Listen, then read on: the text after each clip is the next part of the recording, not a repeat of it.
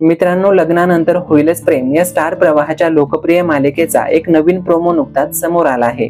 या मालिकेच्या 20 मार्च रोजीच्या या नवीन प्रोमोमध्ये आपल्याला असं बघायला मिळतं की नंदिनी ही तिच्या सासरी म्हणजेच देशमुखांच्या घरी आलेली असते। तेव्हा मानिनीला एक गिफ्ट देत नंदिनी त्यांना म्हणते की हे आईने तुमच्यासाठी दिलं आहे।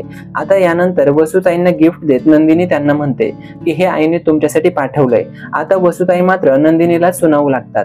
त्या नंदिनीला म्हणतात की एवढी सगळी बदनामी होऊन सुद्धा तुझं हे सगळं करायची हिम्मत कशी होते?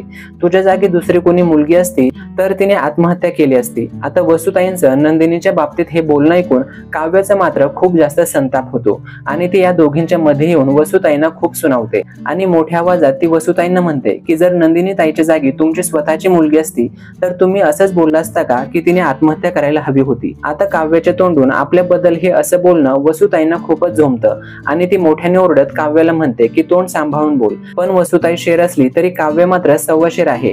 काव्य वसुताईंवरती मोठ्याने ओरडत त्यांना बोट दाखवत म्हणते की तुम्ही तोंड सांभाळून बोला। काव्याचं हे रूप बघून वसुताईची बोलतीच बंद होते आणि ती गप्प होते। तर असं या प्रोमो मध्ये दाखवण्यात आलं आहे।